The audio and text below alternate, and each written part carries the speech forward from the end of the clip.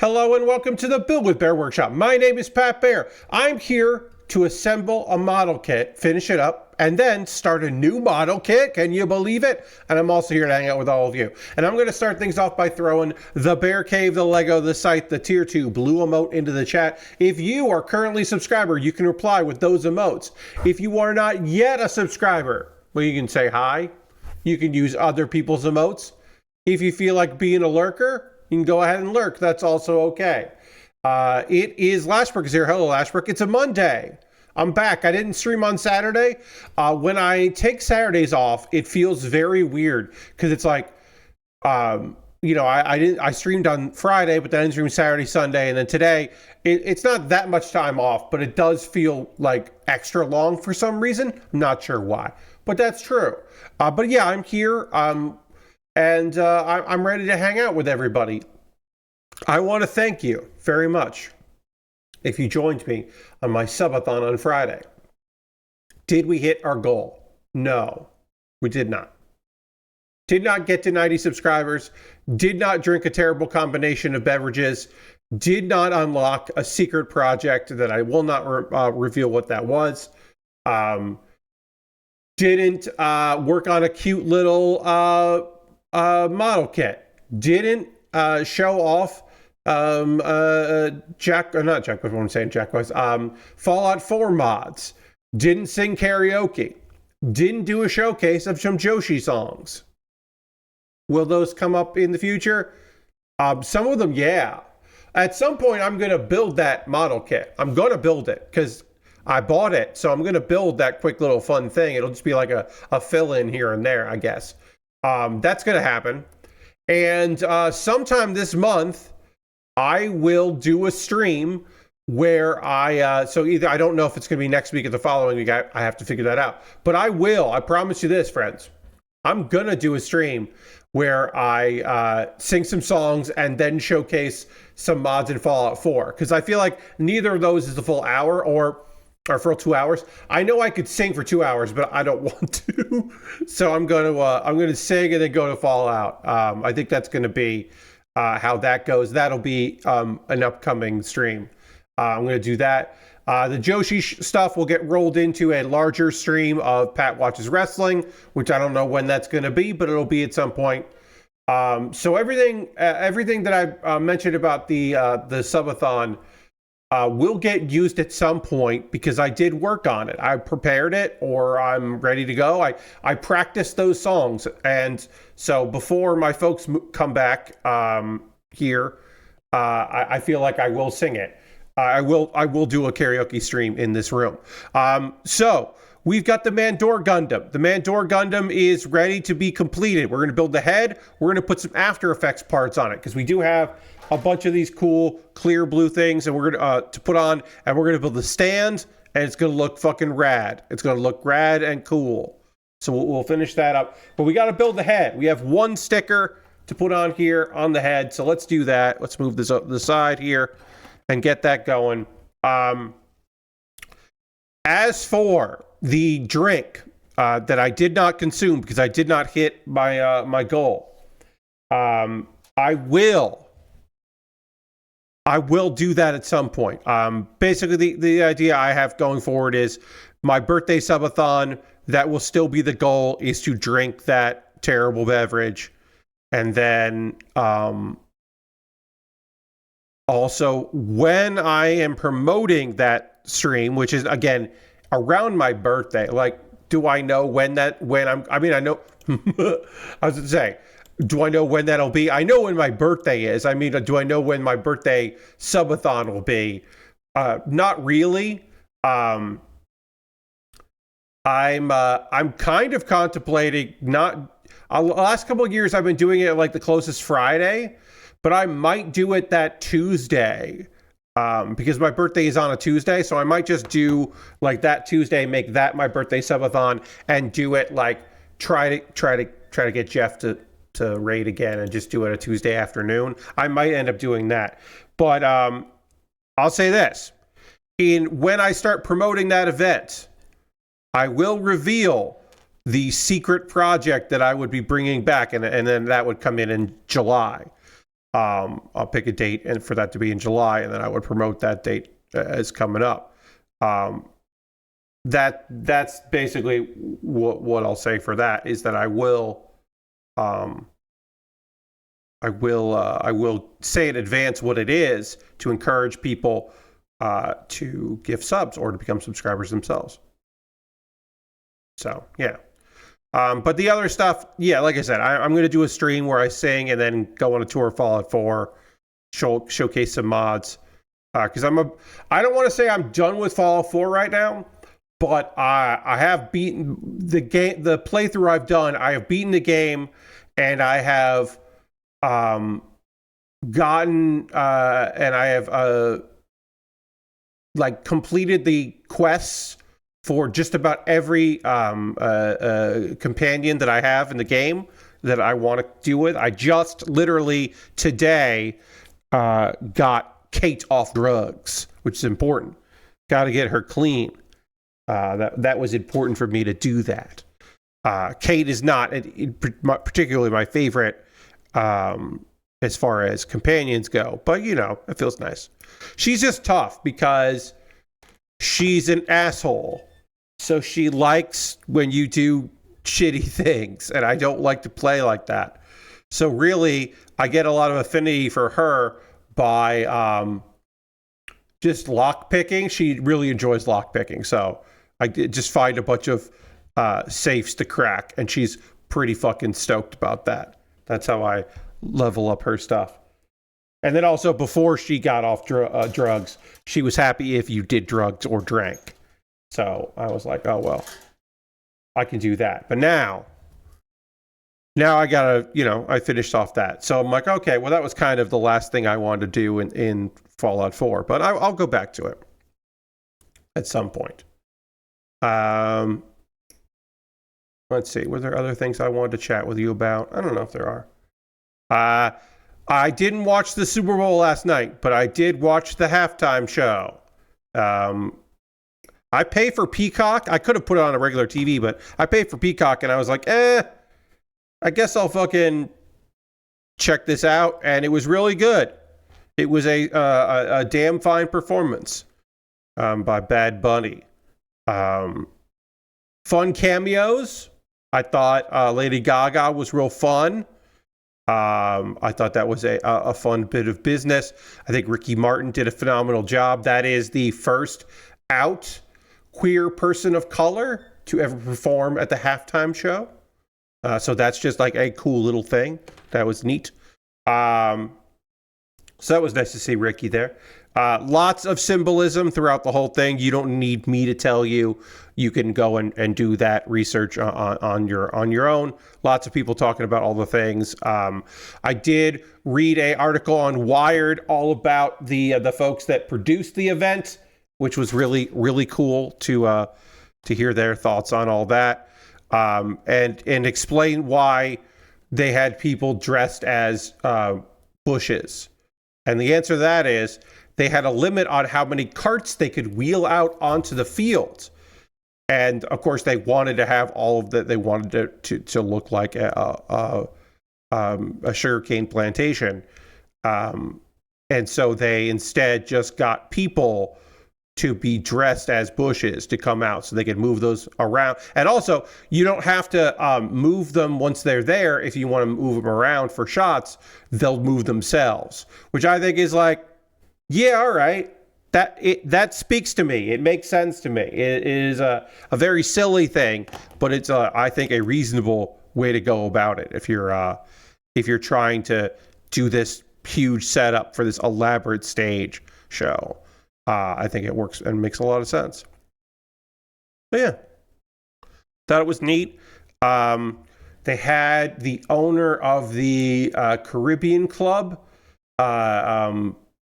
which is a place I have been to in Brooklyn. So that was fucking neat and cool. Little bodega representation. And I was like, hell yeah. I like that a lot. That made me happy to see. You know, every once in a while I get a nice little reminder of New York. I was like, hell yeah. And I thought that was cool. But yeah, there was a lot going on that I thought was real neat about that Super Bowl halftime show. But as I said, I did not watch the Super Bowl. I watched professional wrestling last night with friends, and I think I made the right call for myself because I have no, like, my old buddy Drew loves the Seahawks. He's a big Seahawks guy because he's a Seattle boy.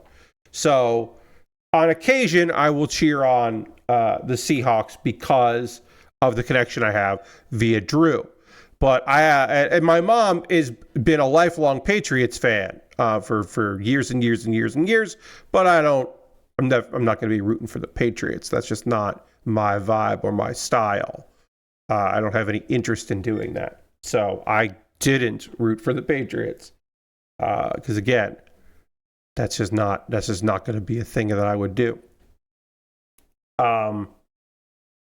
Let's see. Oh, gotta get on there, and then I need E. Get this V fin on, and then we're ready to do a little accessory stuff here. But for the most part, done with this kit. I could trim down this V fin a little bit here, make it look nice. So yeah, didn't watch the big game, but I did hang out. Which, you know, basically the same thing. Saturday, it was weird not having a stream on Saturday, but again, I didn't want to stream. Like, look, could I have streamed on Saturday after streaming for a bunch of hours on Friday after streaming on Thursday? Like, certainly, I certainly can. I just didn't want to. Didn't want to throw in an extra stream, so just took that off, and I think that felt okay. I think 4 streams a week is probably the right thing for me anyway, considering everything. So yeah. That little Lego set I thought was really fun. I was happy to build that. Had a decent time in the Hearthstone. I should say, if you're wondering, there is now a channel points thing where you could have me read a trivia card. And I will read a trivia card, and I will try not to read one that I've read before. If I recognize I've read it before, I'll just put it towards the back. And then eventually I'll run out of new trivia cards, and then I'll just read the old ones again. Lord Crashington just subbed for 79 months saying, "Hey, Pat, thank you very much, Lord Crashington, for the many, many months. I appreciate you very much for that. Let's throw the Bear Cave Lego Scythe Tier 2 blue emote in the chat. Thank you very much for your continued support. Lord Crashington. Appreciate you. But yeah, so new channel points thing that you can get, which is me reading a trivia card, the useless trivia. And that'll be a fruitful Christmas gift. And something fun, something silly. Maybe break up the mood a little bit now and again. All right. So let's talk about this. Let's talk about Discord. Let's talk about it. Okay. So okay. Now, if you follow me on Blue Sky and you're checking my Blue Sky today, you'll know that I have much more of a pragmatic take on this than other people. And if you're like, I canceled my Nitro, I'm going to look for alternatives, I'm going to consider my groups that use Discord, if we have other places we can go and chat, share video and stuff like that. If this is like, I'm out of here, I totally understand. Starting in March, every account on Discord is going to default to being a teen account, which means they block, without proving you're an adult, they would block explicit content, things that would be inappropriate for a teen. Why are they doing this when they are a company that wants to make money? It's a great question. They're doing it because they want to operate all over the world. And there are parts of the world that have enacted in the last several years legislation at a country level or a community of countries, in the case of the EU, that make age verification a necessary thing. in proof of adulthood is also a thing that in many states in the United States you have to do to access adult content. Now, of course, what is an adult is up for debate, and different countries have different takes on that. And a lot of countries actually don't really care.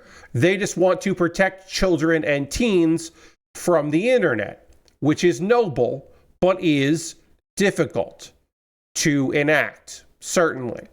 And so they want to make it the responsibility of companies, people that have websites, people that have programs, and applications, that kind of thing. They want to make that their thing. Like, okay, we're going to pass that on to you. We've made these rules. Now you have to abide by them. And if you don't want to abide by them, you can't do business in our country. And of course, businesses want to do business. So, in my opinion, in my opinion, right now we are seeing the most milquetoast way to do this from Discord, which again wants to make money globally, right? They want to have Nitro coming in from many countries. They want to serve as many people. They do not want to be blocked. They do not want to have someone say, wait, I can't use this in my country. They don't want that. So they want to be able to be everywhere so they can make money everywhere. Understandable. So basically, everyone's a teen account. And then if you're like, well, I'm not a teen, I want to be able to use I want to look at this stuff. I'm an adult. There are ways to prove you're an adult. And, it kind of depends on your feelings on them. Now, obviously, the most severe thing possible would be that you have to send in a government ID. You don't want to do that, right? Not just because it's an invasion of privacy, it is unnecessary and all of that. It's because there's already been an incident where Discord already had to do this for folks in the United Kingdom due to regulations there. And a third-party company they were working with fucked up, got hacked, a lot of information got leaked. And of course, that is a company that Discord no longer works with, but they chose to work with that company at that time. So obviously, it's fucked. That's some fucked shit. I am not going to even pretend like they didn't fuck up real bad there, right? Obviously, they fucked up real bad. Sorry, I'm looking for these pieces I need here. B1, okay. Yeah. Obviously, that's a huge fuck up. I'm not trying to excuse that. They fucked that up. So you don't want to do that, right? That's the worst case scenario is you have to prove. Then there is the video, right? It is the selfie that is a video with motion, and then they use AI to look at that image and go, oh, you're a legal adult. Okay. That's not great either, right? Who stores that? What is it used for? You also may remember that people have gotten around that in the past by using, I believe it was the Death Stranding 2 selfie mode was enough to trick shit. And so obviously that is very silly. And so that that's definitely not something you want to have to rely on to prove your age and all that. Here's the other thing. And I mentioned this is in a Verge article about it on The Verge. Some users may not have to go through either form of age verification. Discord is also rolling out an age interference model that analyzes metadata like the types of games a user plays, their activity on Discord, and behavioral signals like signs of working hours or the amount of time they spend on Discord. And so the person being interviewed from Discord says, if we have a high confidence that they are an adult, they will not have to go through the other age verification flows. So something like if you pay for Nitro, right? If you've had a Discord account since Discord started, right? You're probably an adult. Depending on, yes, Lord Crash says if you play adult games, you're obviously a kid. Yes. If you are letting other people on Discord know that you play adult games, you are a child, you are a teen, right? If you are cool with people knowing what's up. That's not an exclusive one, but that is one that I'm like, oh, that might be an indicator.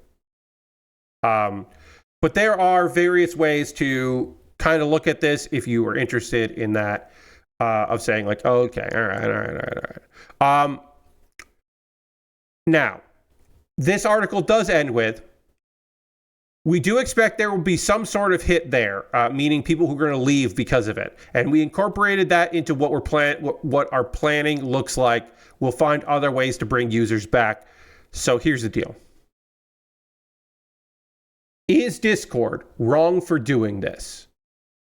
From an end user perspective, for perspective of you and me, yeah, of course.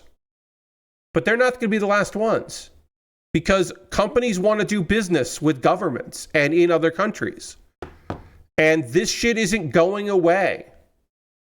So you're going to run into more of that. You're going to run into more places that need to make sure that you are not a teen or a minor before you get to look at stuff that you should be able to look at. Right? There are some companies that don't want to play ball because they do not want to do that, right? In the state of South Carolina, I cannot go to, just using my internet connection, the internet connection that we pay for in this house. I cannot go to Pornhub in South Carolina because Pornhub does not want to do age verification.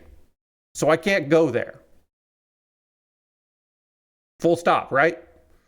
My state government decided that without age verification, I can't go to, without age verification, either block access or make it required to use the age verification. And so a big website said, no, we're all right. So there you go. So Discord could choose to say, if you're in England, you can't. Oh yeah, in England, you can't get on Discord.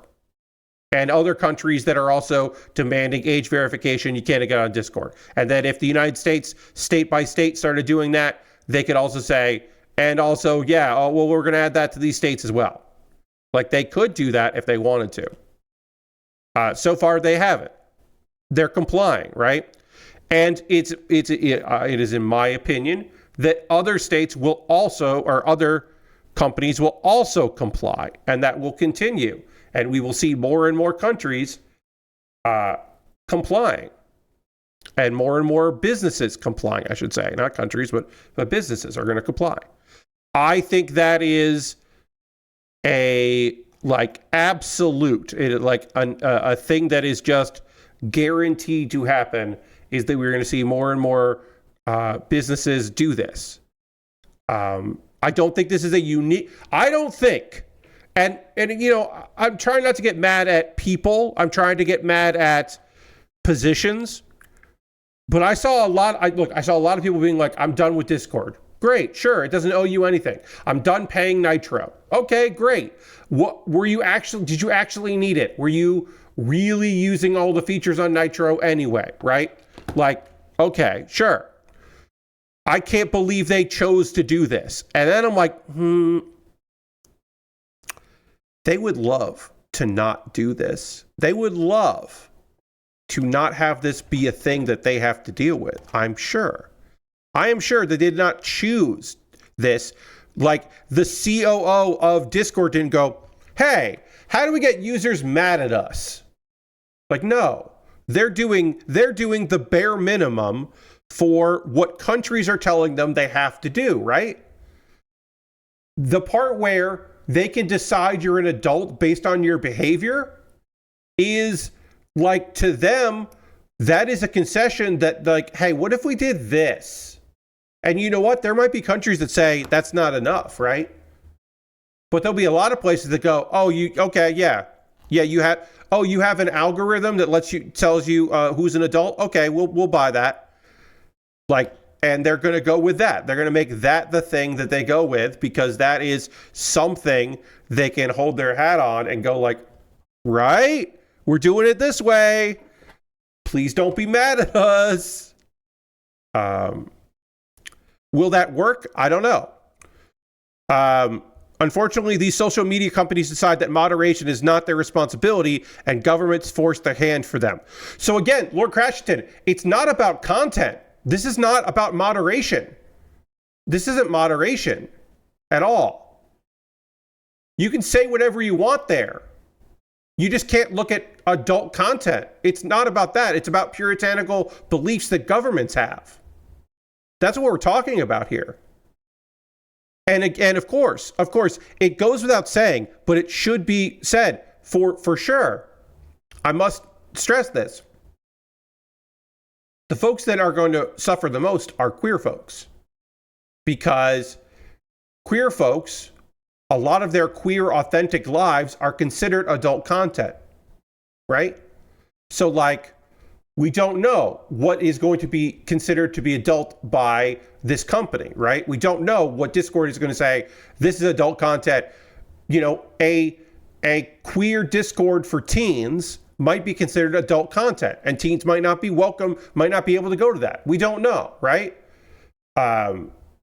Photography might be considered pornography and adult content. We don't know. We don't know how it's going to go, right? We might see, because obviously the people that are least should be the least interested to putting in their IDs on things are the folks that are often queer and often going to be in big fucking trouble if their IDs get leaked on the internet, right? So it is like, to me, it's not about like, oh, well, these websites won't moderate, so the government's stepping in. It's like, no, the government's stepping in because the internet is a wasteland, and governments are doing terrible approaches to this. These are terrible. These are overreaches by various governments in order to try to clean up the internet. And in doing so, like, yeah, you know what? Discord has a fucking Nazi problem. This won't solve that at all. None of this will solve their Nazi problem. It might make it so some teens can't get into fucking Nazi Discords. Maybe, but probably not. They'll probably keep clean enough because they'll say like, oh, nothing untoward happens in this Discord. It's not adult content. Like, that's the thing. This isn't going to solve any moderation at all. It won't help anybody. It will just make people feel more and more people feel unsafe, which is unfortunately a lot of the goal with a lot of these things is to make people feel unsafe. It is a nightmare on that. So we put a little Mandors on our Mandor Gundam. Our weapon has little Mandors on the Mandor, and we have a few Mandors left that we can put. Do I have any more on here? No, we have a few more here that we can put on some effects pieces. If we want to put some effects pieces on, we can do that. Which I think we should, because I think it's silly and great. So anyway,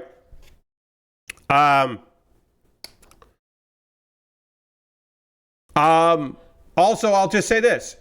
If you want to get rid of stuff you have on there, if you want to get rid of your Nitro, if you want to close your account on Discord, I am not telling you you shouldn't do that.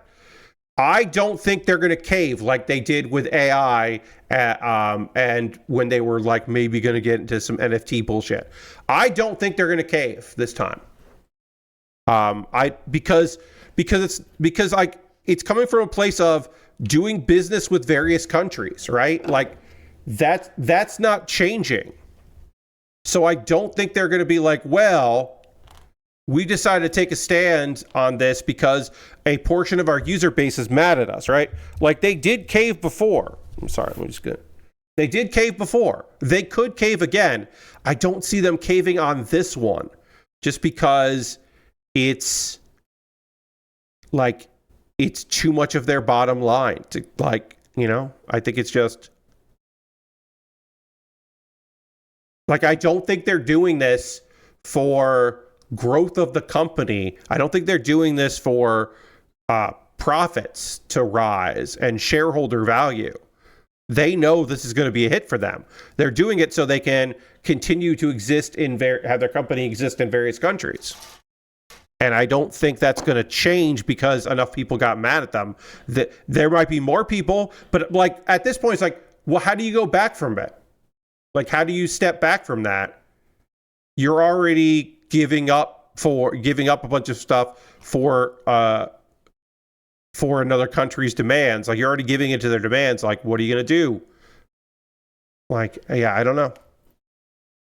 I don't see there being a clear solution to this for folks. I think it is the reality of it. All right, so that's not the piece I want to take out, right? This is the wrong one, right? Or there it is. I got to take this whole part out. But yeah, you know, as soon as this news came out, I want to talk about it because I have seen a lot of reactions that I think are just like, really? Like, look, again, I am not here backing up or trying to like glaze over Discord of all places. I'm not here in defense of Discord. But I do think that it is more than just Discord is doing this fucked up thing for no reason. It's like, no, there's a very good reason they're doing it. It sucks, but there's a very good reason they're doing it.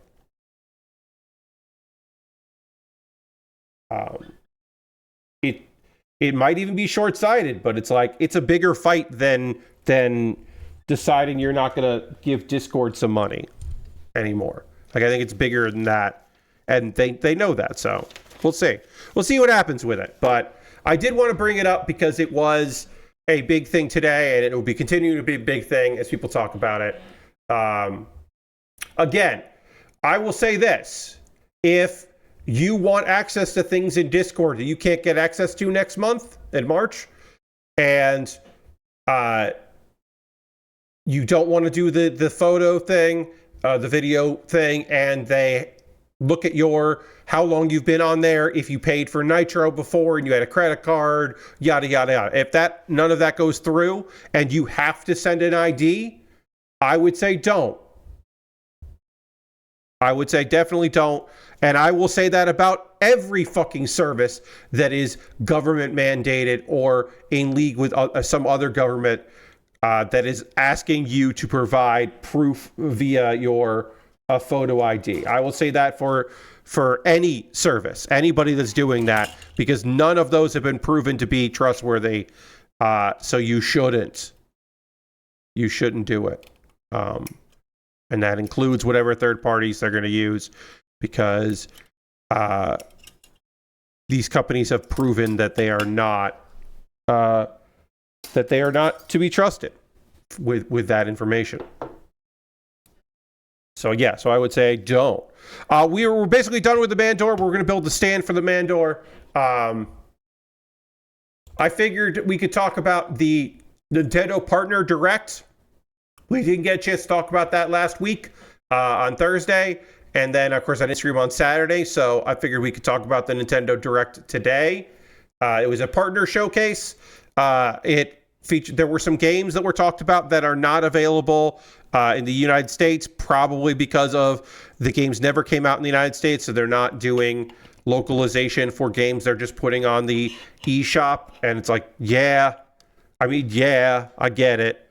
It would be cool if they did for some of these, but like, totally understand why they're not on other ones. It totally makes sense to me. Orbitals, which is a co-op puzzle game with like an old school retro, like very retro anime. We're still anime retro is still obviously modern, modern sensibilities and all that. It's still old. It is still stuff that I'm nostalgic for. We haven't hit the point yet. We're gonna hit it, aren't we? Right? We are gonna hit like we're still getting like 80s, 90s nostalgic. We're going to get 2000s anime aesthetic. Early HD anime is going to become an aesthetic, and I am going to feel like a dinosaur more than I already feel like a dinosaur on most days. But we haven't hit that yet, so I'm still free to say this looks cool as hell. I'm not interested in split fiction types, but it looks cool. One thing that's neat about it is coming to Switch 2, and it's going to have game share. And I think that fucking rules. I wanted to highlight that because I think it's awesome. Give us a Samurai Champloo style anime game. Yes. Okay, totally. But I love that. It has game share, so you just need it. One copy of the game is all you need. And I think that's fucking awesome. That makes me very happy to see. That you just need one copy of the game. Yeah, I was bummed it was a co-op game. Yeah, Lastbrook, when you look at the aesthetic of it, you look at that and you go, oh, it's a co-op. Okay. But game share, that's neat. You only need one copy. So, because sometimes that's tough, right? If both people need it, and it, the type of game you'd say, oh, of course it's game share, but then you remember that it's Nintendo, and like, Nintendo doesn't always do the most obvious thing when it comes to co-op or online or anything. Panorama site The Mermaid's Curse is a good name. It's Mystery Island series. It's coming out on the 19th, so it's very soon. It looks like the art style of that. I was like, yeah, all right. I get this. I know the person. I know the kind of person that is excited about that. It's not me. It's not your friend Pat, but I totally understand who that is for and who is fucking ecstatic for that shit. Clear sometimes for me is hard to read the numbers on a clear piece, so my apologies here as I try to get these snipped out.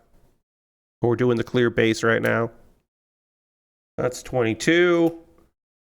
Captain Tsubasa 2 World Fighters is Captain Tsubasa is a soccer anime or a football anime, and always cool, based on the anime. And they're usually story games, so it's not it. Usually there is a just play soccer mode, and also there is a story mode. They are very involved, and they have a huge international audience of people who are fucking stoked for that shit. Tokyo Scramble is a horror game, and there are dinosaurs,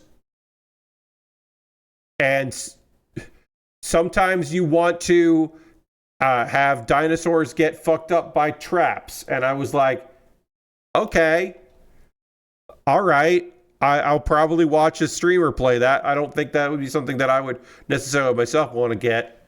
But yeah, all right.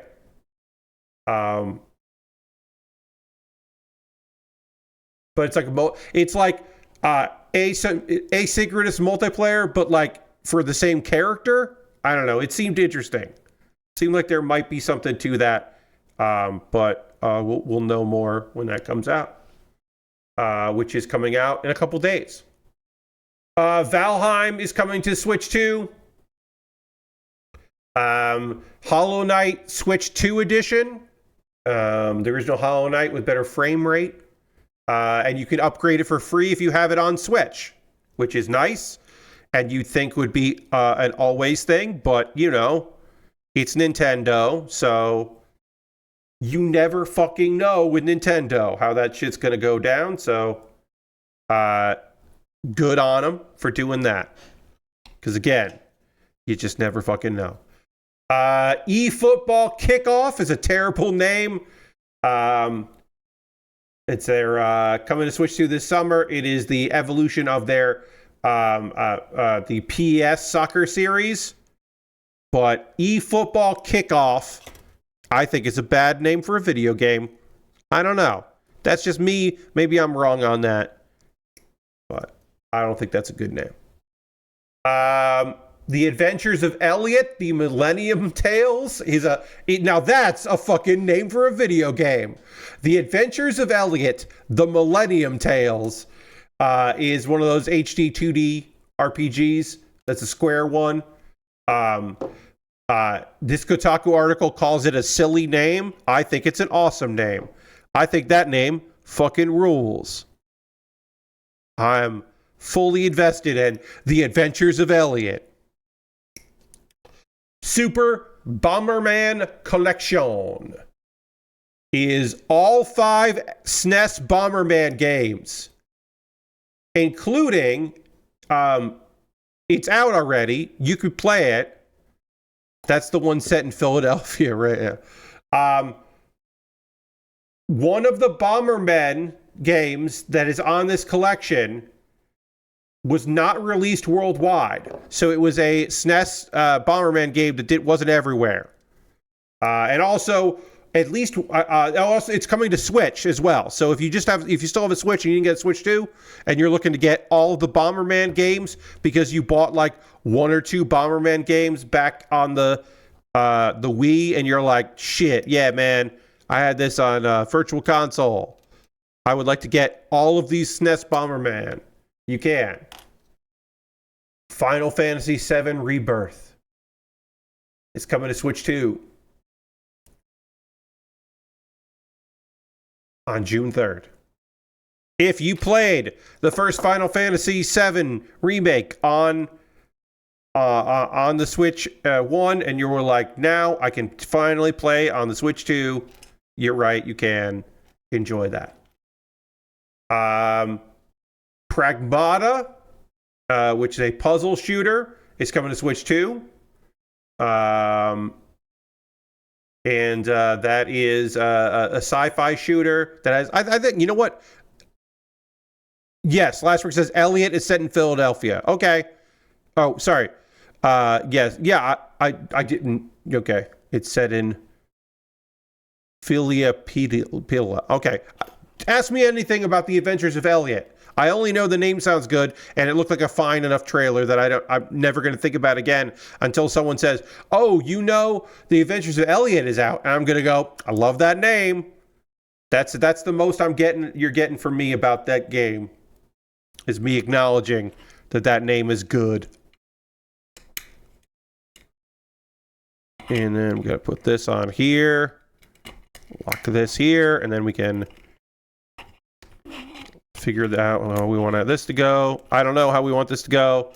I don't know which of these to put on here. It said 7. We'll start with 7. We can play around with the ladders that we want to put on there. And then I need 13, which is... where are you? It's 11, 12, 13.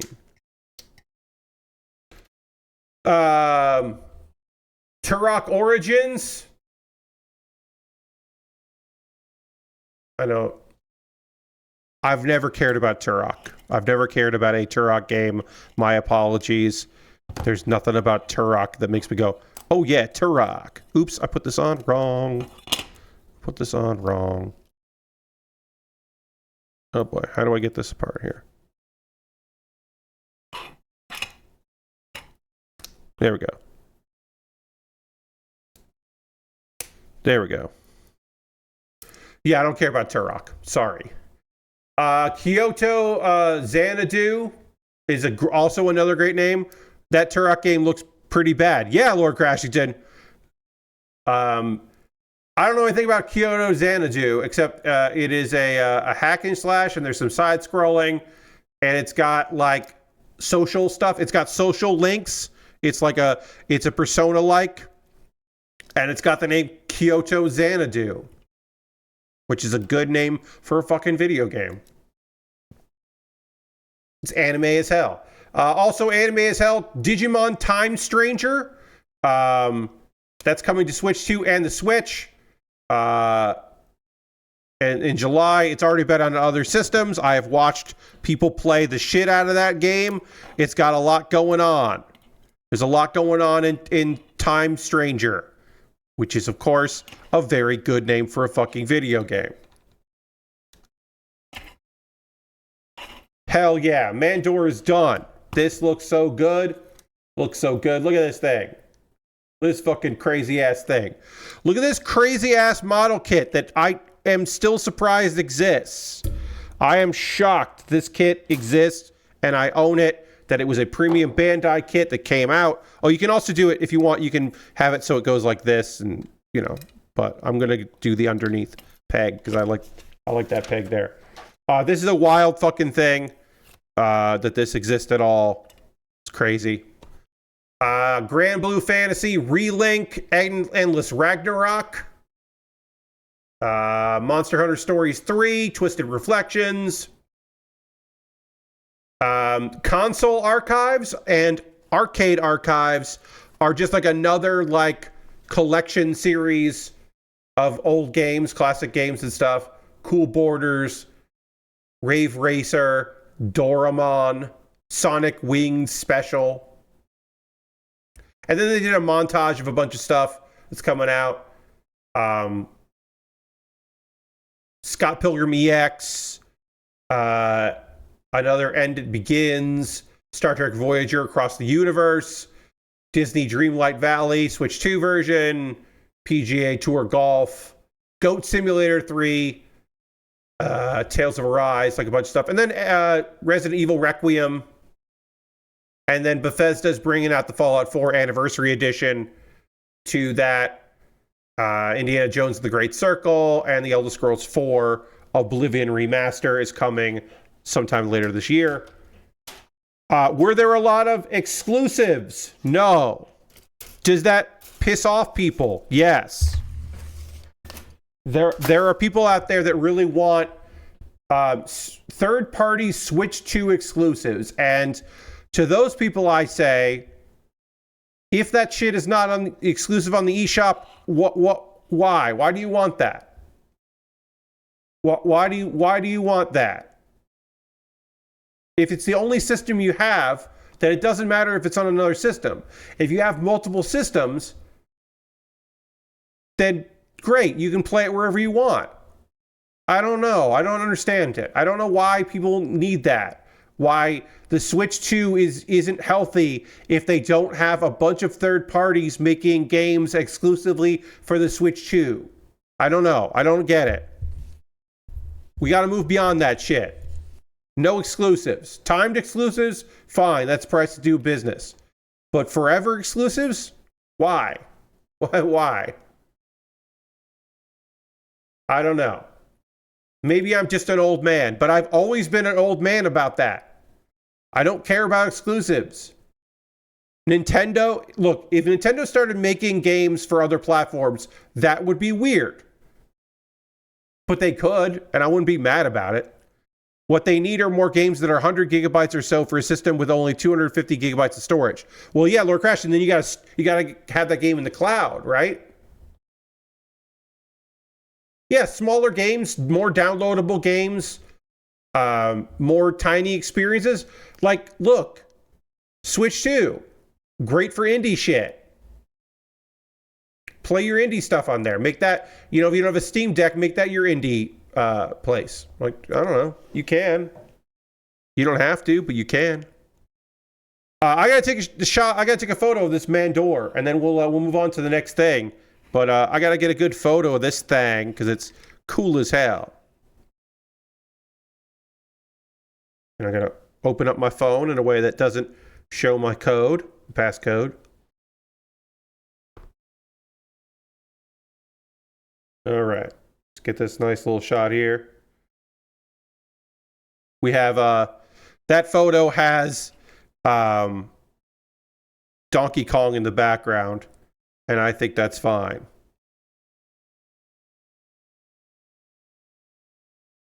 The Mandor Gundam is crazy that this thing exists. It is wild and weird. I am thrilled to say that this is part of my collection. The last thing I bought for a premium Bandai. Look, you could open this up. You could have it just sit in there and just have the head stick out. You could do that. I don't know why you would. It is funny that the idea of the arm sticking out of the holes and it being in there. Like, don't get me wrong, that is funny, but having it come out of the bell with its weird balls is just fun. The Neo Nepal Gundam. It's just a good, silly thing that I like a lot. The tiny Mandors that can fly out, real good. Real good. That's a good-ass model kit. We will take a pause for the cause in a few minutes, talk about ways you can support the channel and all that. There were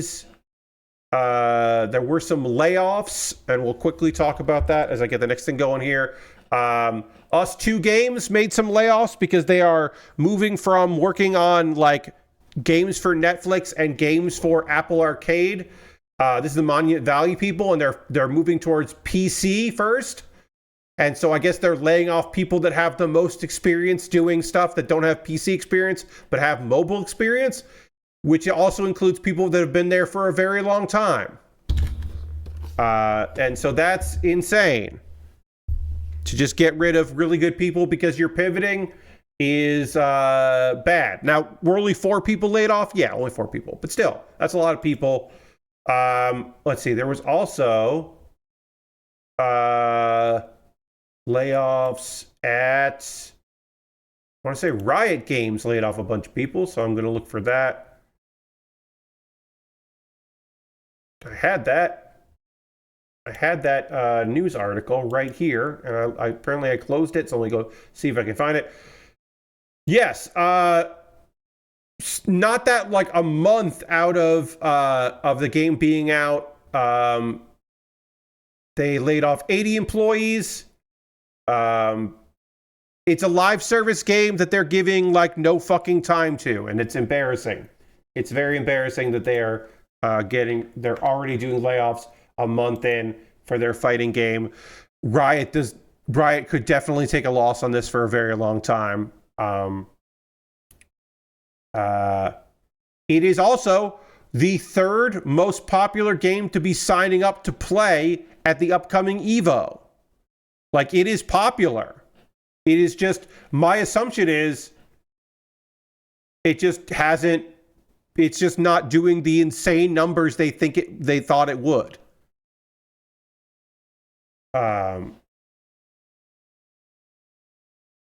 It came out on consoles last month, became the 3rd most downloaded free-to-play game across PS4 and PS5, which put it ahead of Marvel Rivals. But also, maybe they always plan to cut, right? That is brought up in Kotaku. Maybe they already plan to cut back on those people. But yeah.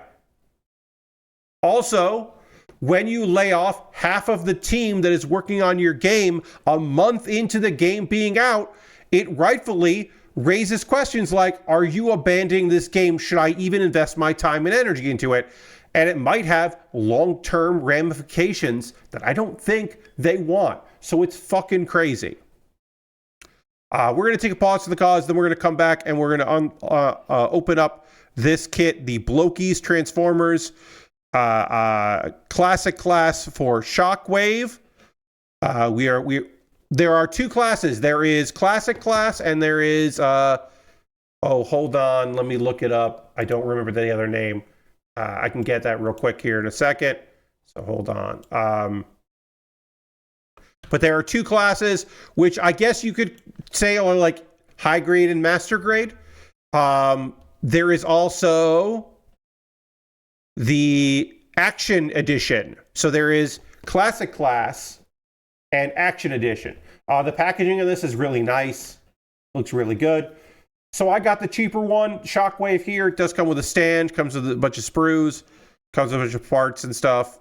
Parts, not farts. There's a bunch of parts, accessories, and all that.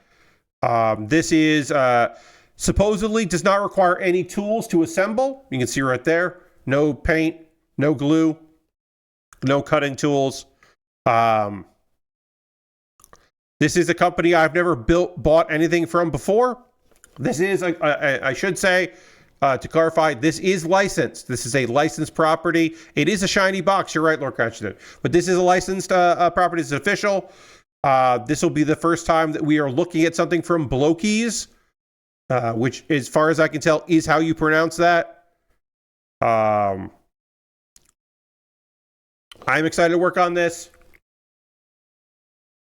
I saw somebody that was in a Discord that I belong to had the built the Megatron, which is the enhanced, the action edition, which is the more expensive version.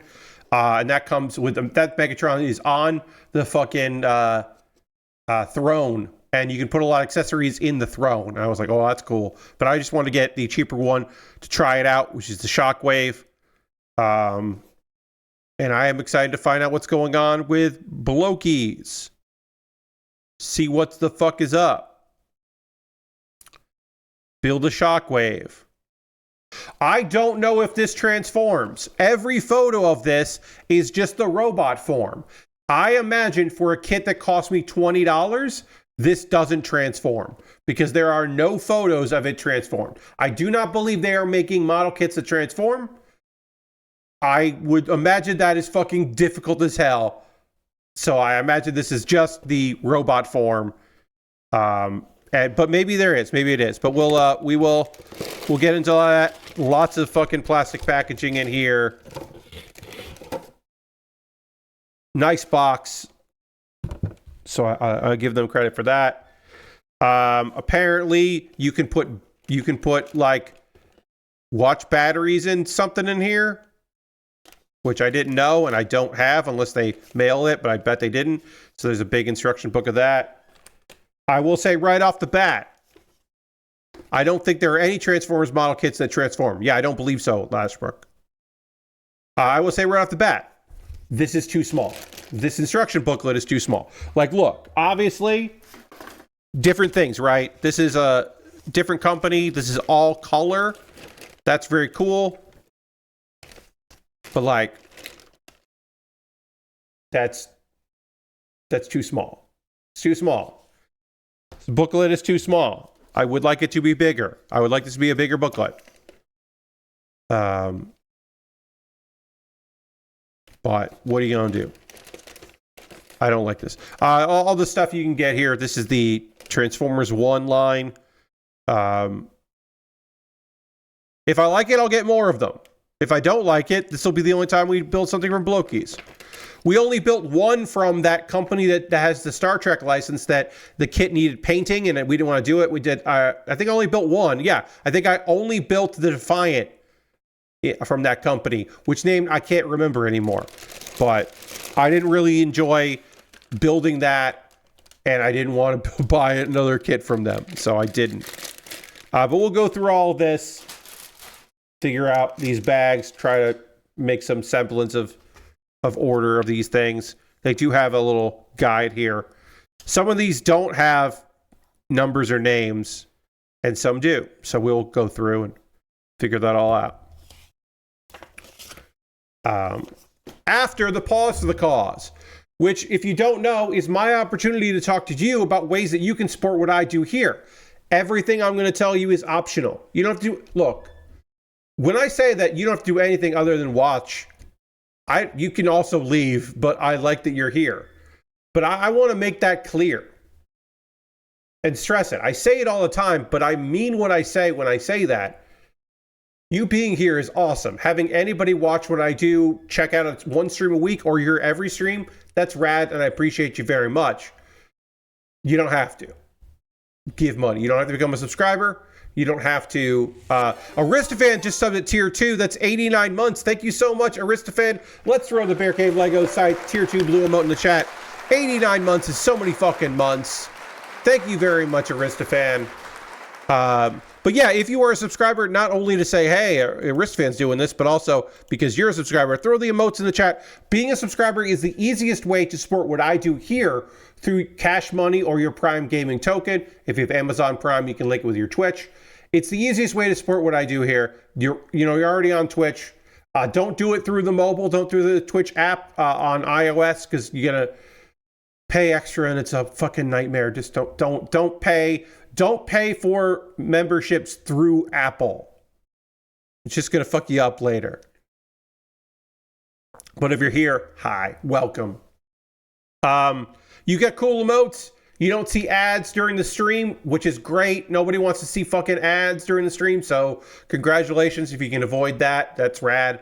And yeah, you support what you help me support what my stuff. There are other ways to support what I do here. We're going to go through those now for a couple minutes. My pause for the cause. Then we'll start a new model kit. If you wanted to, you could join my Patreon at patreon.com/PatBear. There's a $1, $3, $5, and $10 tier.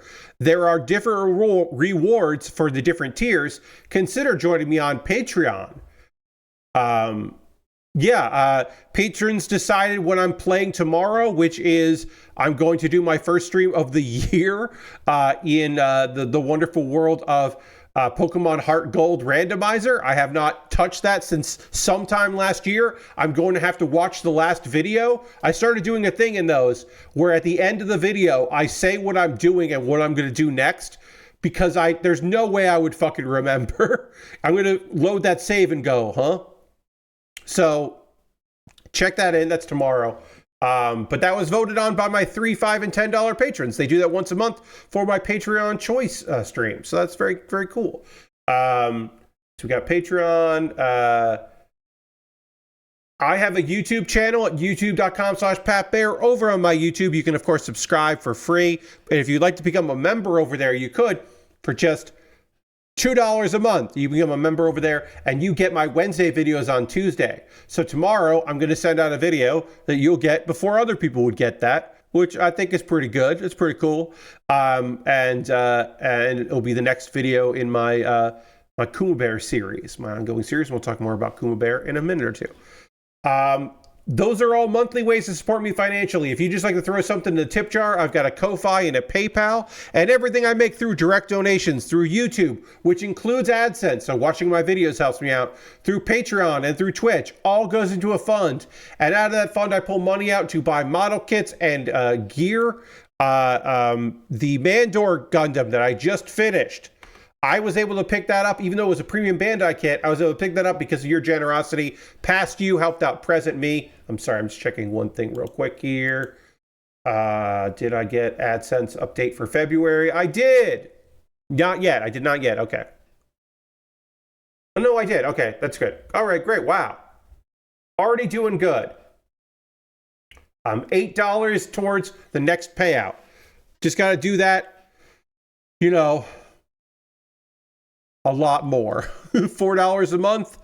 I just got to keep up that $4 a month for many months. But thank you for those that support me by that stuff. But yeah, the kit I'm about to start, the BLOKEES Shockwave Classic Class, I was able to pick that up because of your generosity. I was like, oh yeah, I can try this build of something that I've never built, a company I've never bought anything from. And maybe it'll be $20 that I'll feel bad about, but it's worth trying out because of your support. So I appreciate that very much. If you would like to decide what I build next, if you're like, Pat, don't build from your backlog. I know you got a bunch of model kits there. You got a Lego set you bought last year. You really fucking like to build, but nobody ever votes for it. Don't worry about that. Buy something build something I want you to build. Well, you could do that by buying something off my Amazon wish list and making me build it. I've got model kits and Lego sets. I've got inexpensive stuff. I got expensive stuff. There's an entry grade, a new entry grade, the Wing Gundam entry grade. I'd love to put that together and see how that comes together. You could buy that for me to build. The expensive Megatron from BLOKEES, the expensive version, you could buy that and have me put that together. I've got inexpensive kits, expensive kits, kits that never go on sale. I have one of the Votoms kits. I've never built anything from Votoms. I would like to. That's on there. There's also a lot of Lego. I always like doing Lego. So if you want me to build a Lego kit, you could pick that up. Do you have to? Of course not. But sometimes people are like, hey, I already subscribe. How else can I help out? That's one way, is buying something there. Do you want me to build a Lego Flamenco? Or Flamingo, I should say, not go. Flamenco is the dance, Flamingo. Hey, Dirty, if you want me to build a Lego Flamingo, you could buy that off my wish list. Then they'll build it on stream. My alternative to Amazon is I have a wish list on Throne, which I recently updated, so go take a look at that. And of course, the most convoluted way to support me financially, is to go to USA Gundam Store and buy a gift card. At USA Gundam Store, you can get a gift card there. They'll send you an email with the gift card code. Then you can send me a whisper on Twitch or a whisper on Twitch or on Blue Sky or Mastodon with a private message. You could do that. You could do that. It'd be neat. If you want to support me but not spend any money, you can go and join my Discord. We had a long talk at the beginning of the stream about Discord. But hey, I'm going to say this. My Discord so far should be fine for teens. I don't think that maybe some adult language, but I don't think there's any content on the Discord that would say you got to prove your age to be on that Discord. Maybe some of the references we make are old, but other than that, I think you're good. I got a couple of video links for you to check out. Hey, check out it's been up for a little while, but if you haven't watched the most recent episode of Pep Bear's Anime Club, I did a whole video on some anime that I finished, but I kind of wish I hadn't. I didn't like these shows, but I still finished them, and I go over the various reasons. Sometimes it's just like I had to know.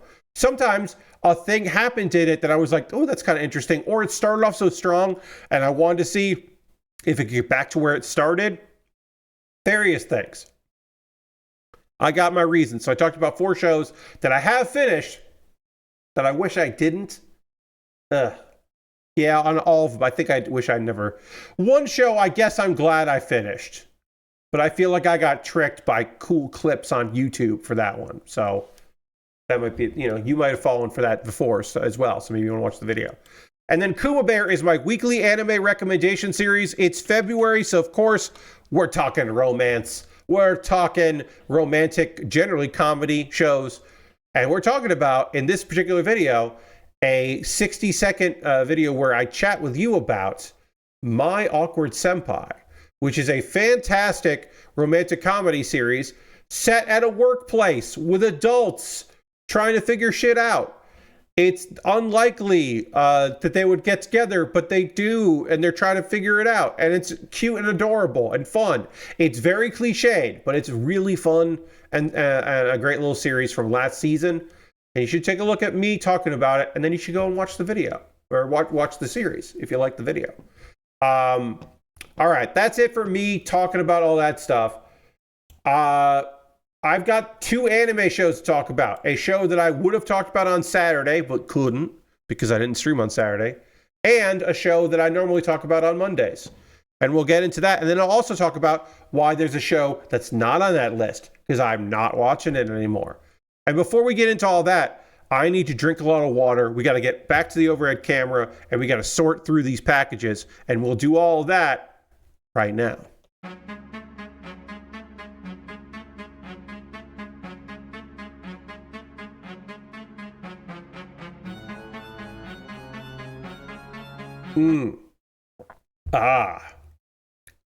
Very tasty. Okay, so normally I would open all these packages ahead of time, but I wanted you to see these packages so you could get a sense of what they look like.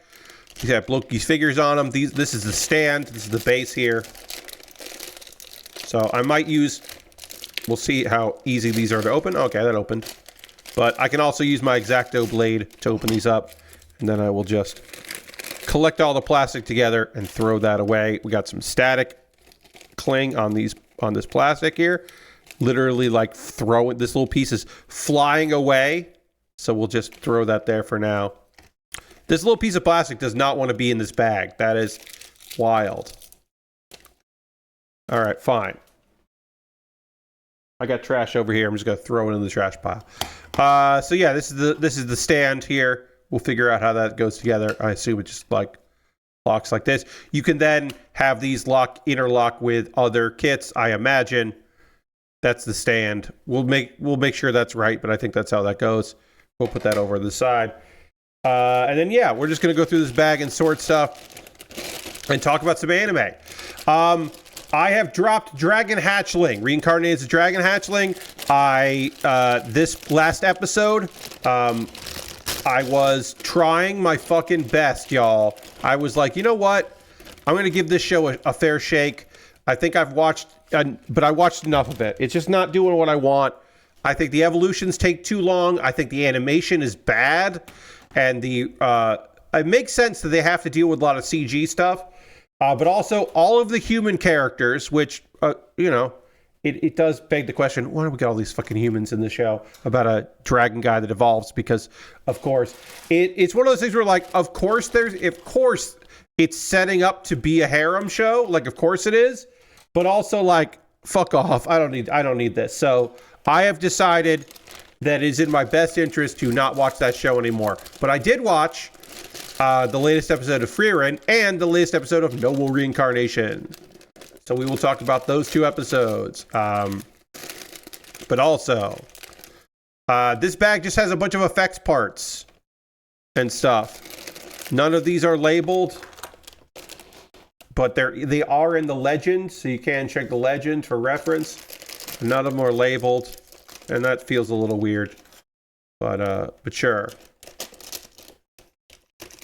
I don't love that. I don't love that I don't love that these things aren't on sprues. I feel like these should be on sprues, and it's weird that they're not. I don't love that. Personally. I personally don't love that. So I'll just kind of put these on shelf here, and I'm going to put these 3 things here in a different spot, where hopefully they will not run into any problems. And then I don't need that. So yeah, we'll just kind of put those on a shelf, effects parts and stuff. I understand why these aren't on a sprue, but I would prefer if they were. Or if they had their own individual bag, maybe. I don't know.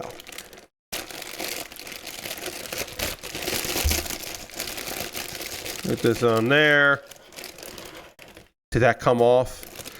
This is not the end of the world by any means, but yeah, okay, so in transit at some point, this piece came off. That happens with Bandai kits as well.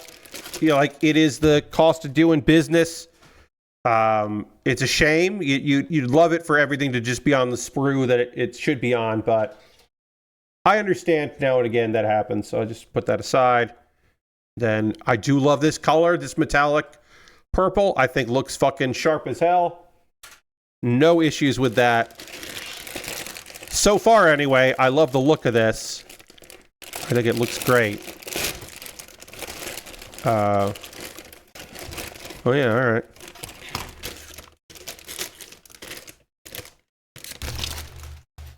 Okay.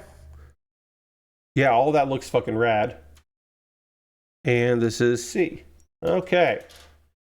So I got everything loaded up. And again, supposedly, I don't need any tools to do this, but we haven't tried that out. So we'll, as I'm getting these pieces out, I'm going to try to do it without using tools, because it says these are toolless builds.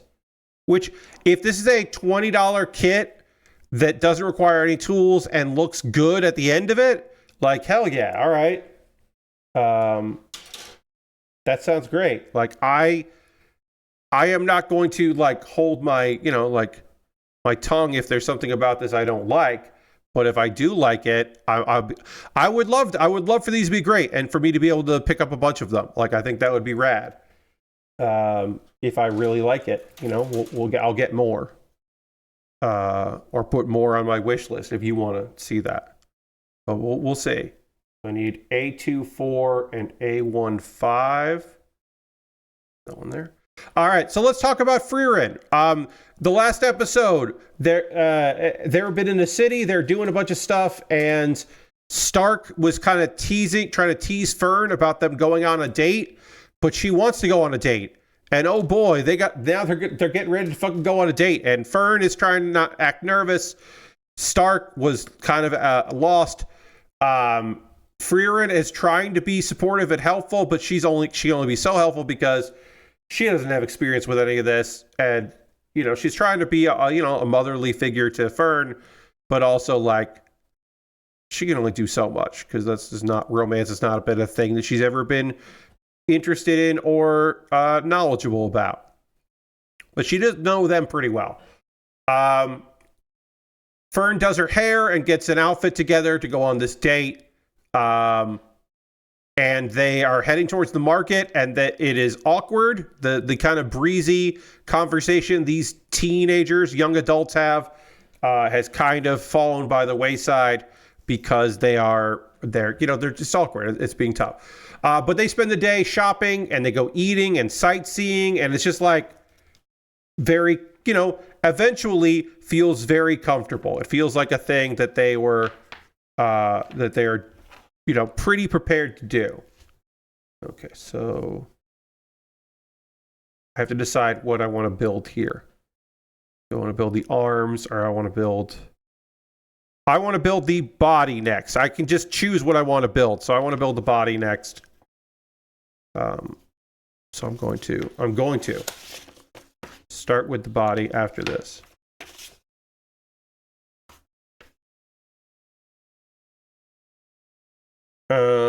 So we'll build that. Wait. That's that part. What's that part there?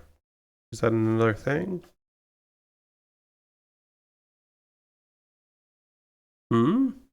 Sorry, hold on. Sorry about that.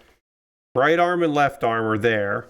Body is this piece, but it doesn't say what piece. Oh, that's because it's not a sprue piece. This is a piece that was not on a sprue, which means it's not labeled. This is the piece that you can put a battery into if you wanted to. You could put a battery in this to have a light effect, which I didn't know you could do. And so I haven't done that. And I don't think there's a battery in there. I don't think this shipped with a battery, because that would be kind of crazy for... Oh, no, it did. Wait, it did ship with a battery.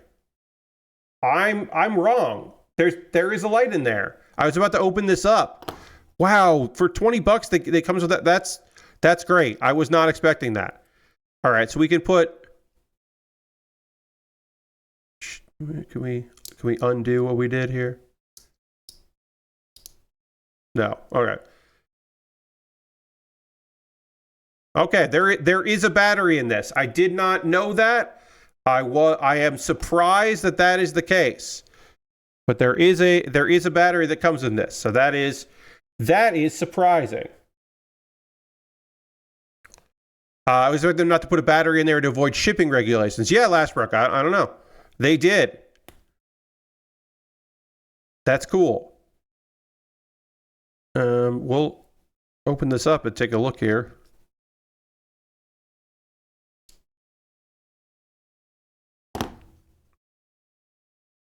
Yeah, there's a little battery that is in there. Just a tiny little thing that goes in there. Yeah, surprising. I am pleasantly surprised that there is a battery in there. I wonder if there's a way to turn this on and off. I mean, there's a little thing that goes in there. Hold on. Whoop. Up. Cable's caught here. I am how to remove that. Then you pull out the thing, and you can take the battery out, and you can put a new battery in. There must be a way to, I mean, unless it just lights up the entire time forever. But please have an adult replace the battery. Yeah, all right. Huh. I am surprised that it came with a battery. I was like, obviously talking about that. Like, oh yeah, well, you don't have, we'll take that out. But of course, I didn't have a battery because I didn't think about that. So you don't have anything, but oh, there's a battery in here.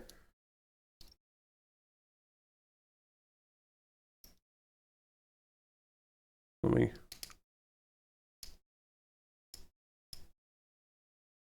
get this level. I gotta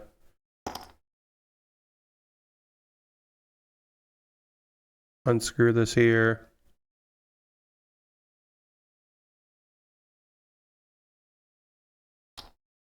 Yeah, there it is. Little piece of tech. Nothing too major.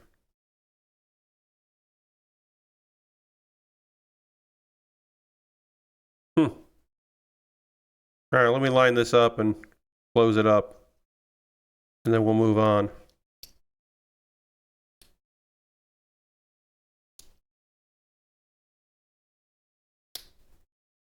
There it goes. But yeah, the light's up now. I wonder if there's a way to... I thought this might interrupt it, but no, it doesn't interrupt it. I wonder what... Oh, wait, now when it turned off. It was on and now it's off. Did that turn it on and off? I have no idea. It'd be very funny if the battery just died there and it never comes back on. I have no idea. But we'll press on with the build. I'm just like, I don't know. I don't know. I don't have an answer for you. All right, C2, 3, 4, and C110. Okay. So yeah, I don't know. Anyway, maybe as a timer. Yeah, it might have a timer. I don't know. We'll find out. Like I said, I'm going to this pretty cold. Okay, so they went sightseeing. Fern did not love the date because they kind of focused on talking about their relationship with Frieren, and they didn't really talk too much about other stuff, like, because that is the important part of their lives.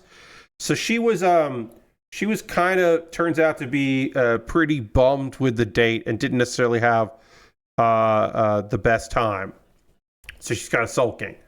But she does say, because she didn't smile during the whole thing, and Stark is like, so you didn't have a good time. Okay. And she's like, thanks for trying, but yeah, I did not have a great time. Let's see. Later. So yeah, so that's a bummer, because that, you know, he tried, but it didn't work out great. They later they leave and they're going to the checkpoint they need to go to.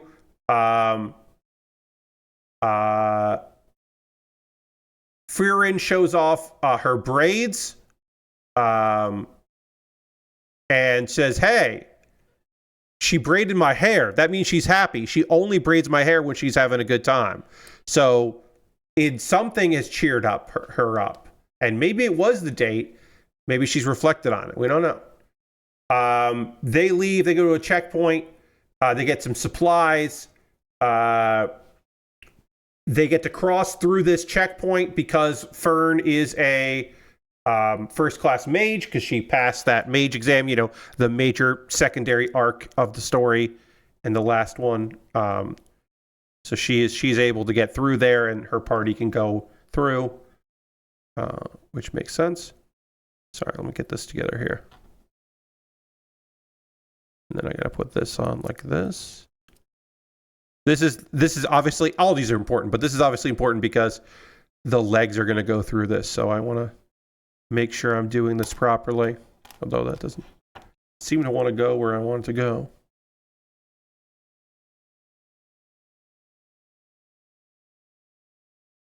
All right.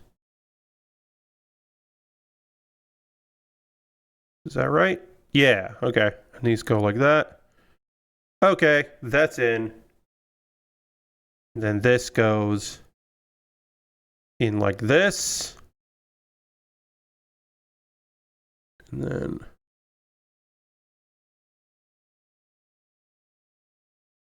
all right.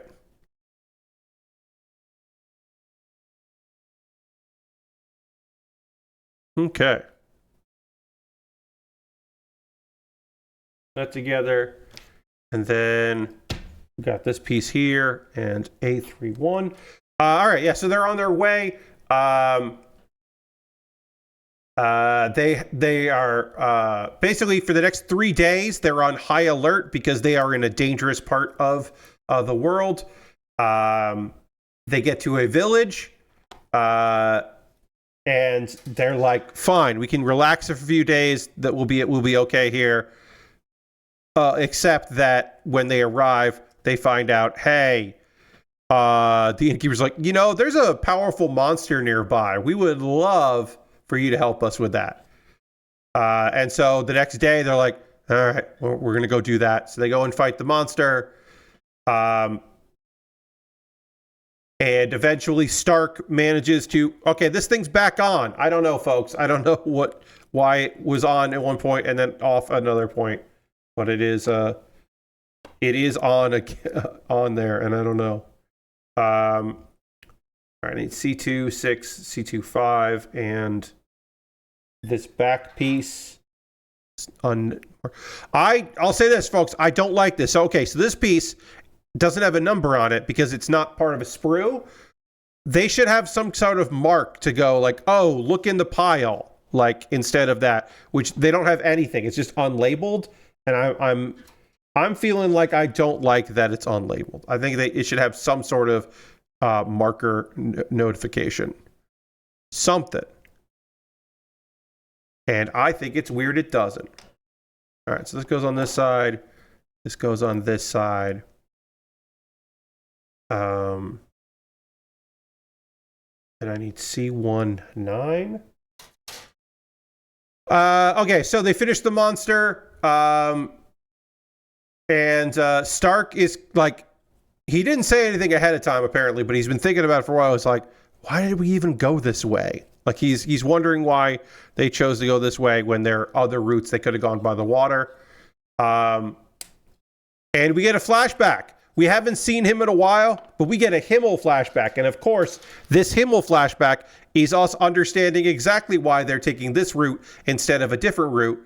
And it's simply because Himmel wanted to go this route because he wanted to help people in the villages on the Northern Passage. Because there were a lot of monsters lurking in the region, and he wanted to protect other people's way of life and their homes. So that's why they're there. And it was a lovely little scene that I'm really not doing justice, but it was just another little Himmel scene of what Himmel wanted, and what he wanted was to help people out. So he chose the more difficult path. They could have gone the sea route, and this time around, retracing the path that they had gone on, they could have chosen another thing, but no, they're gonna do it this way, which I liked. Overall, great episode. Just real fun. Okay, so we need this to go here. This is gonna pop into the back of this. That goes in there. And then this goes on the front. That looks pretty fucking rad, I'll tell you that. And then this goes on like this. And then again, I don't know why this lit up, but it does. Sometimes it just lights up, sometimes it doesn't. I don't have any rhyme or reason for it. But sometimes it lights up. It's currently lit up, as you can tell. I don't know why. So we'll just... Yeah, that was that episode. I thought it was a fun one. Can put this on here. That looks pretty neat. That looks pretty cool so far. I'll probably do a poll for my $10 patrons tomorrow or Wednesday, because I think I'm going to finish this on Thursday. This is not the most difficult thing to put together. You know what I mean? Like, I think I'm probably going to be able to finish this by the end of Thursday's stream. So I'll need something on deck. Maybe I'll just put up a bunch of high grades, I should say. We'll get a high grade, and I'll just do an all high grade thing. B2-1. This is the only B2-1, so it's easy to figure out. Noble Reincarnation. Episode 6. At the end of episode 5, there was a time dash. We went from him being a 6-year-old to him being a 12-year-old, and him going out on some sort of adventure. It was clear that he was about to embark on something. But now he's 12, and he has complete control over his magic sword, Leviathan, and he is well known for being really smart. He's the 17th prince, but a lot of people really look up to him. Things have gone pretty damn good for our guy, who is, of course, a reincarnated person, and figuring out his shit as stuff comes up. He works for the Ministry of Military Affairs for Henry, who is one of the princes, but he's not the crown prince. He is, of course, he's working for Henry, who is the Minister of Military Affairs. He's doing that. It's a good job. Good for him. He's making the most of it, of his gig there. Let's see. Henry wants to send one of his subordinates, Rice, to suppress a rebellion, because there is an upcoming rebellion. And apparently, Rice was trying to trick Henry by saying, yeah, I got 4,000 soldiers. I'm all set. Now, he doesn't have 4,000 soldiers. He was lying. He has half of that, but he wanted to pocket the funds for these soldiers. So he was trying to embezzle from one of the princes, which is fucked up. But Noah is like, you know what? If it sounds like you've got 4,000 soldiers, that's way more impressive than the 2,000 you actually have. So let's keep that lie going. Let's keep people thinking that that is the truth. That'll be good for us. So he's always thinking that Noah. But he's like, hey, guess what? If you don't win, if you don't have a total victory, you're going to pay for your fraud. But if you do win, then it's a bonus. So you better not fuck this up.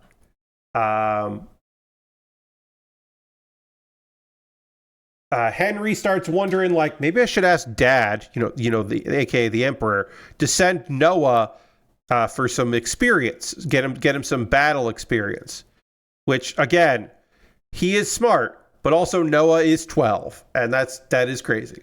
Noah's carriage, he's riding the carriage, and some slave children jump in front of it while they're trying to escape.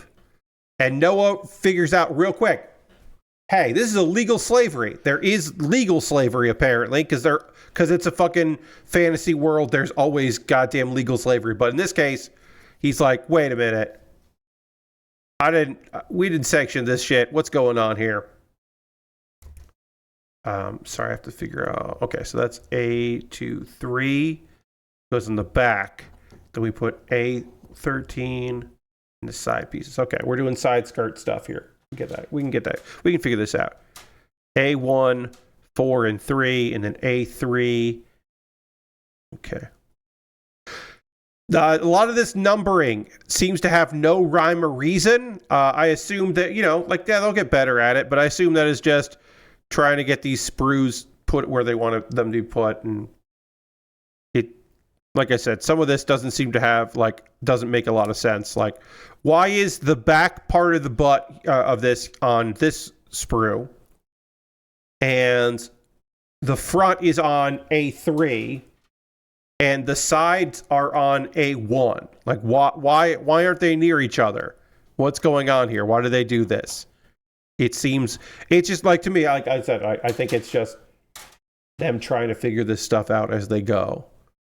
But it is like a weird thing where I'm like, wait, what?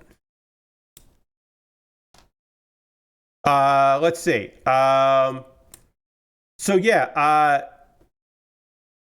the boss of this illegal slavery ring approaches Noah and is just like, hey, like he's trying to threaten Noah, being like, hey, do you know who I work for?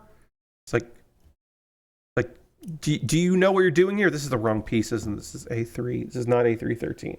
I got the wrong piece. This mistake is on me. Unless that is the right piece.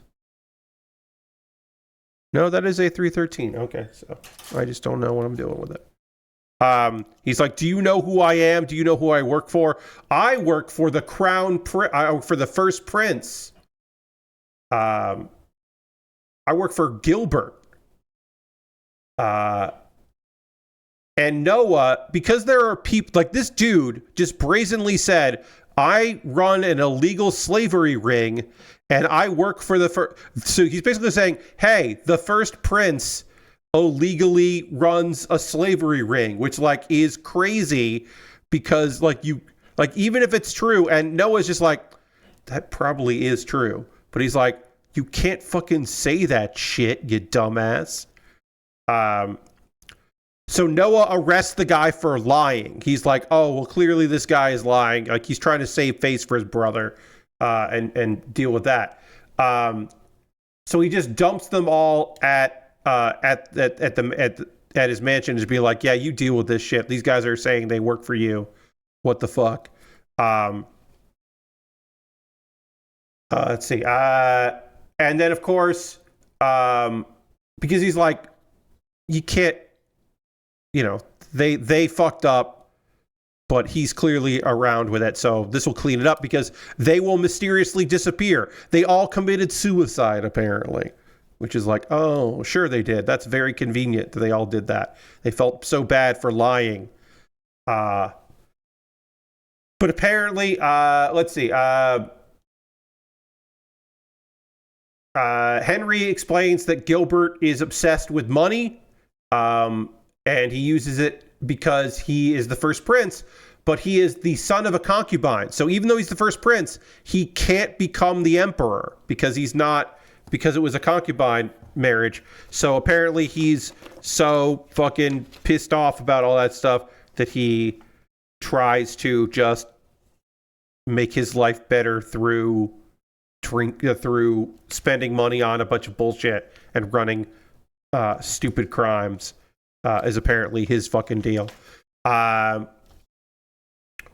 Noah frees the slave children and gives them all work in the mansion, and so they can get educated, because eventually they will go out and work in villages and stuff for him, because of course that's how our guy rolls. He's looking for people to make work in the future. He's looking to better people's lives so that they better his abilities. That's his whole fucking thing. Let's see. Noah promotes one of the maids to be a magistrate to look after some of his land, and she takes the job willingly because she knows that means that she can help out our guy, but she doesn't love the idea of leaving the mansion and leaving him, so she's bummed about that. But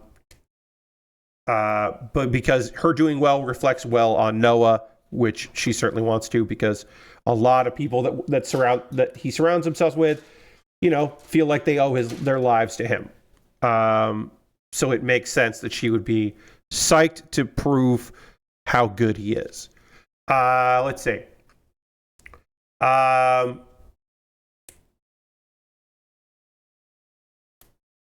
Gilbert, in order to prove his innocence, he exposes the illegal slavery rings that are happening in the country or the empire, because of course, if he's exposing them, then he couldn't be responsible for them, which is not the smartest move, but he does that.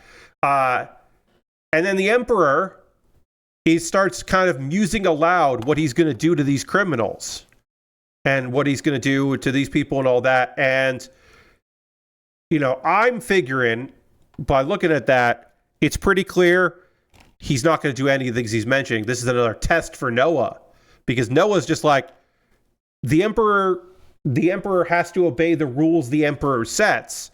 Otherwise, other people won't obey the rules. So they have to have a trial. You can't just have them executed. And then even Noah, who was unbelievably confident at all times, goes, ooh, shit, maybe I overstepped a little too much. But no, the emperor fucking loves that. And apparently the emperor, with his father, the retired, former emperor who was retired, they had a bet about it. To decide, they had a bet going if he was going to correct him. So this was, again, another fucking test from the emperor. Okay, this has to go like this, and then this goes like this.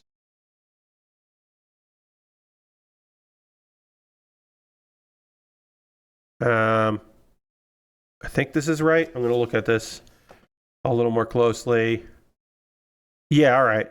This looks correct so far. And then we got to put a piece on the front here. 3, 2, 1. So far, this is pretty straightforward. It's just getting used to working on a kit I've never worked on before. Let's see. The Emperor names Noah the Minister of Justice, so he's moving out of military affairs, and he's moving into the military, the Ministry of Justice, which is a great honor. And again, I mentioned this a lot because it is important to remember that this is a 12-year-old who is now the Minister of Justice for this incredibly strong empire. All right, I need B110 and A19. And again, I don't love that I'm jumping between all of these so much. It makes sense to like, oh, this is a connector piece that is a different color. So it makes total sense that this is on a different sprue. But the fact that there are 3 different A sprues and they're not like this, and I'm jumping between A2 and A1 and A3, this feels like growing pains. Hopefully in the future they won't be doing that, and their sprue placement will make a bit more sense. So I don't want to be too harsh, but it is something that it is a negative coming in so far that I'm like, what's going on with this?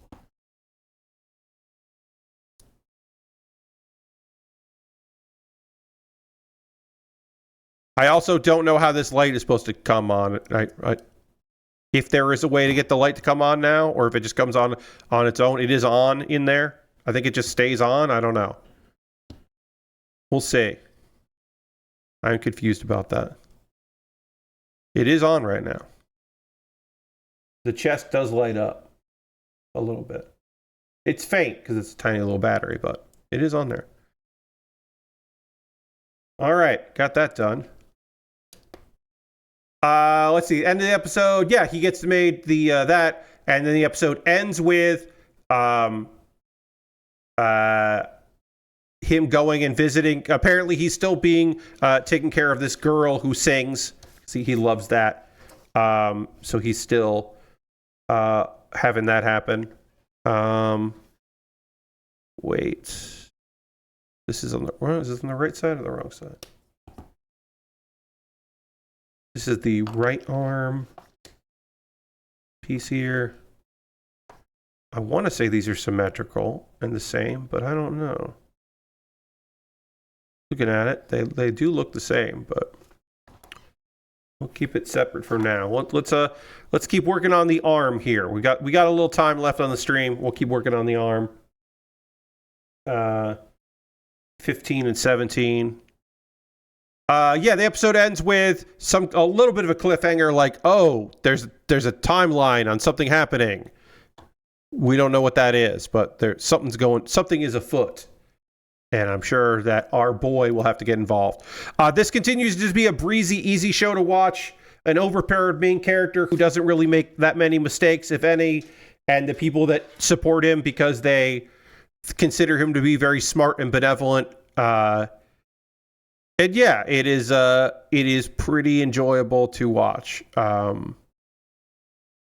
I think it hasn't lost a step with the time dash. Sometimes those time dashes can be tough, but I think it's still solid.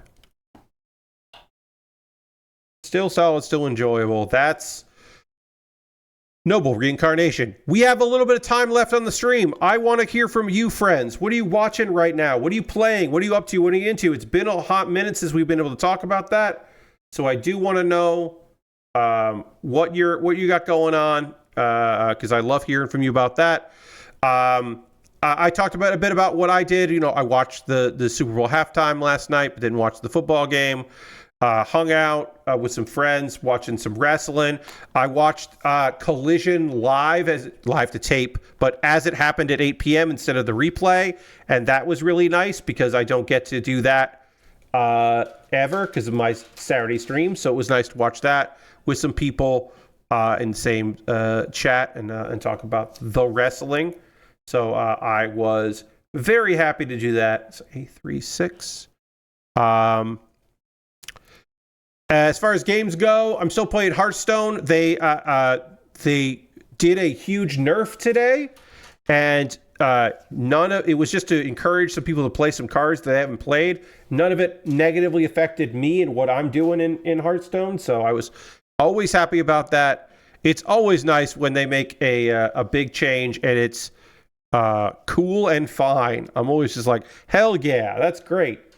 None of this breaks a deck that I like to play, which is always kind of the worry, is that they're going to make a big sweeping change for balance or whatever. But yeah, mostly it was just a way to encourage some decks to get a little bit more love. And I'm like, all right, I'm up for that. All right, I got to get this piece in. I'm not sure how this goes.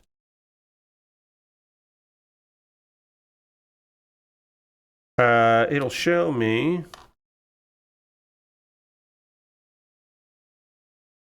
No. How do you work?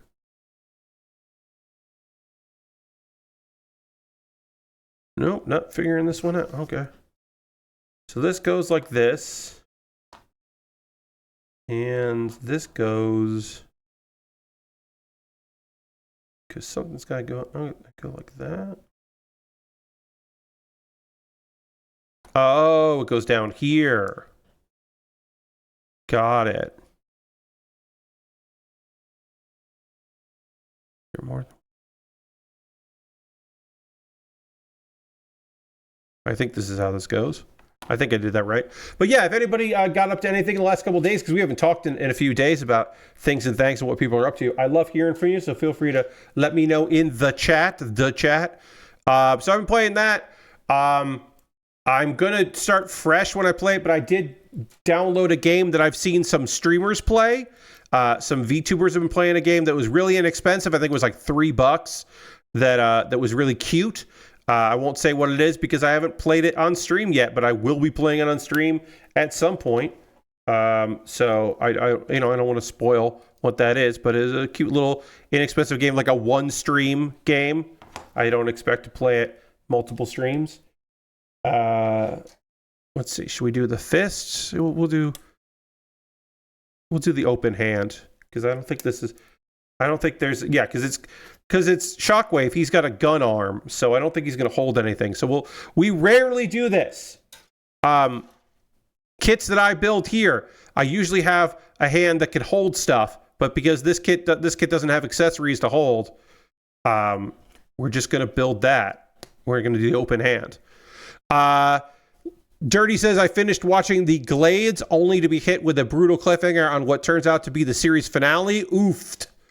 Gonna finish up, gonna start up the Finder tomorrow so I can watch one of Michael Clark Duncan's final roles. Yeah, I've never seen that. Also playing Animal Crossing and Dragon Quest. Hell yeah. John just finished reading. Hi, I'm John. Volumes 11 and 12 of Oshinoko. Hell yeah. That's great. I'm way behind on Oshinoko, the manga. I'm not behind on the manga, the anime, but I am on the manga. Lord Crash says, had a good birthday dinner on Friday with some family at a restaurant that had little ads for local companies next to the lights above people's tables, which is wild to see. Gotta make that money, Lord Crash said. Also, happy birthday. I'm glad you had a good birthday dinner on Friday. Happy birthday. Lasper says, I've been putting Dragon Ball on the background and I'm up to the first tournament. I've also been playing some Deadlock, and it's starting to slowly click for me. Yeah, I have. It hasn't clicked for me, but I also haven't played a lot of it. I've only played some of it. But what I've played, I'm like, yeah, all right. I get it. I get why people are into this, I think. But yeah, I haven't played enough of it. I've done almost no multiplayer. We'll talk about some Helldivers 2 nonsense on Thursday, probably, because I haven't played Helldivers 2 in a bit, but we have a play date. Yeah, I have a group hang on Tuesday, tomorrow afternoon. Also on Thursday, we'll talk about how I'm going to Arby's tomorrow. I'm going to Arby's.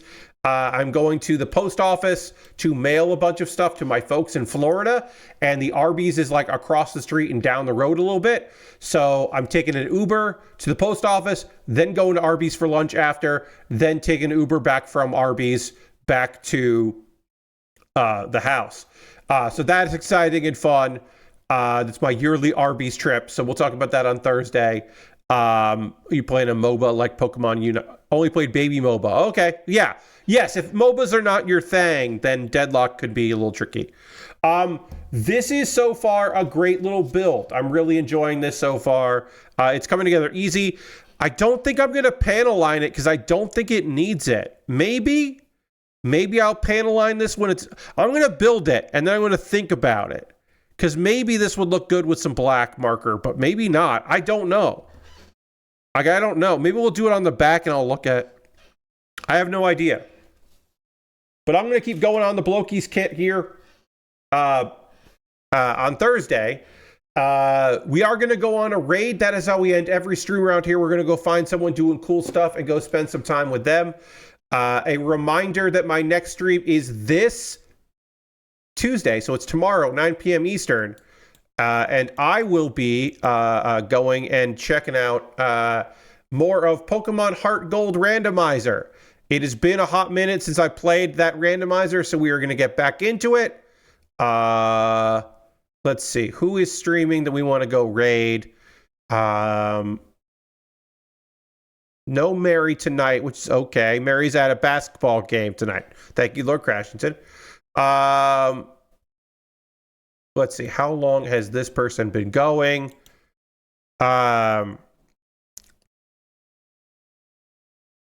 Only an hour. Great. We're going to raid Tom Walker. This isn't so much like, oh, we need to help out this small streamer because there are almost 700 people watching Tom right now. This is more, as John says, we always end with a raid.